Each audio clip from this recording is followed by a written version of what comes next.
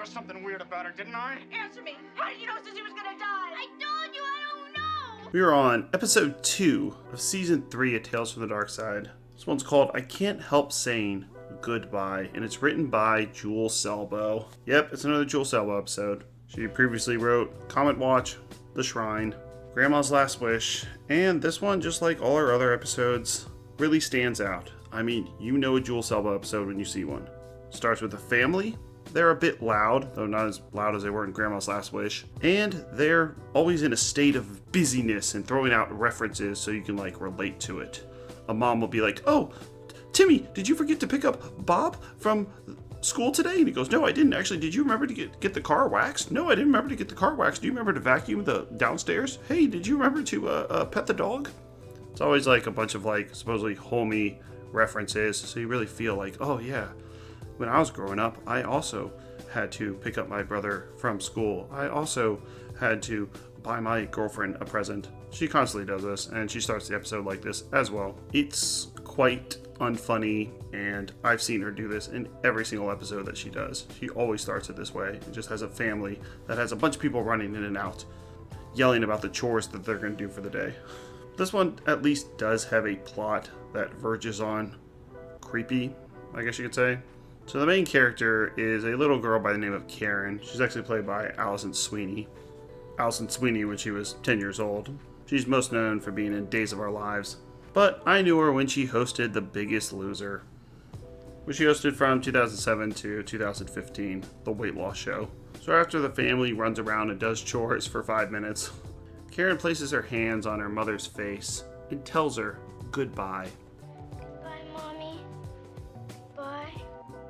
Right after this, we get a very Jewel Selbo death scene. That features, what else? A person baking a cake, and the kitchen ends up going in flames because of a gas leak. They don't really show it, but it looks like it's one of those where you have to light a match and then light the stove. Back in ye olden days, Karen and her friend are singing a song, while her sister Libby's fiance Max is playing the piano. Since her mother died, she's now living with her older sister Libby and her fiance Max. And we get graded some great tunes, kind of, with 2 9-year-olds singing.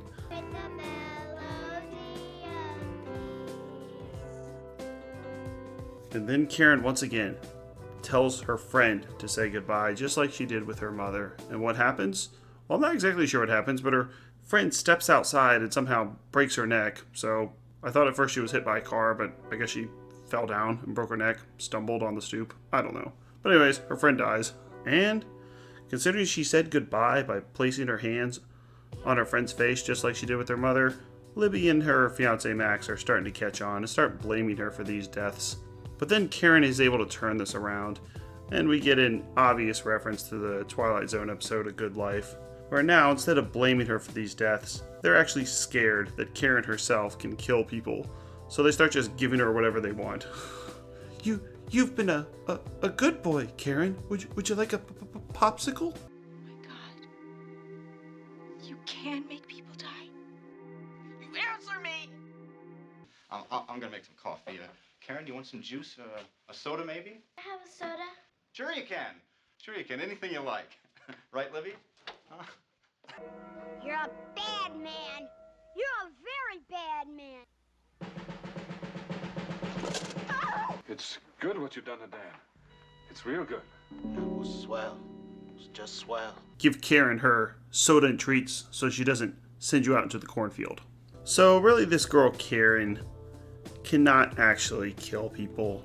She knows when they're going to die. That's why she says goodbye. But she has no power to actually make these deaths happen.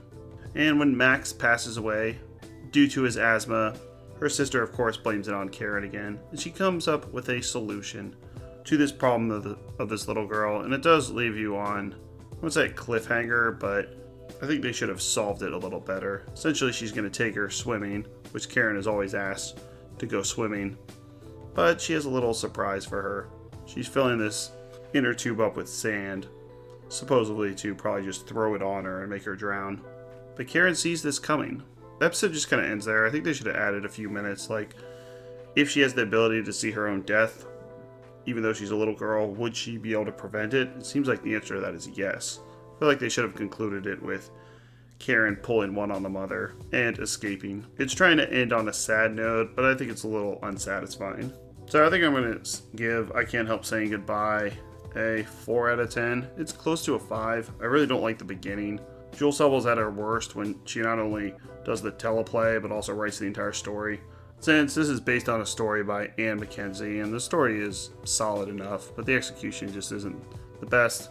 I feel like they could have concluded it with letting the viewer know, is the little girl going to escape? Isn't she? I think she is. And also make it more realistic that these parents would immediately jump to the conclusion after one death that she has this power to kill people. Though I do like the scene where Max essentially is giving up on their relationship and is trying to run out the door. That was one that actually seemed realistic. I mean, who wouldn't do that? That's what I was kind of like rooting for him to do. I was like, dude, you're not even married to this chick. You got this little girl that you think can kill people. Skedaddle. Just get out of there. He seemed to read my mind. Or maybe I read his mind. Don't leave me, Max, please. I can't stay around here. It's a death house. This is your fault.